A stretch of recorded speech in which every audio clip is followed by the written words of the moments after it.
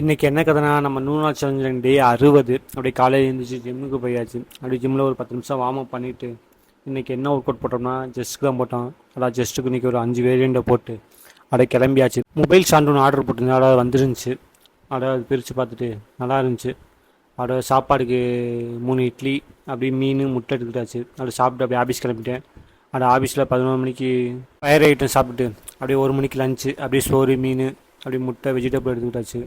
Evening pineapple சாப்பிட்டு நேராக ஜிம்முக்கு போயிட்டேன். இப்படி ஜிம்மில் போய் 10 நிமிஷம் வார்ம் அப் பண்ணிவிட்டு இன்றைக்கி டைசப்ஸ் தான் போட்டேன். இது முதல் வேரியண்ட்டு ஒரு மூணு செட்டு போட்டாச்சு.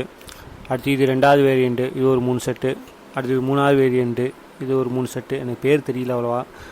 இது ஒரு 4வது வேரியண்ட்டு, ஒரு 3 செட்டு. இது 5வது வேரியண்ட்டு, ஒரு 3 செட்டை போட்டு மாஸ்டர் சொல்லிக்கிட்டு தப்பாக போகிறேன்னு சொல்லிட்டு கரெக்டாக போட வச்சார்.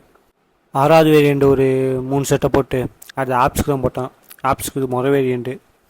அடுத்து இது 2வது வேரியண்ட்டு. அடுத்து ஒரு 3 வேரியண்ட்டு ஆப்ஸுக்கு போட்டு வீட்டுக்கு போயிட்டேன்.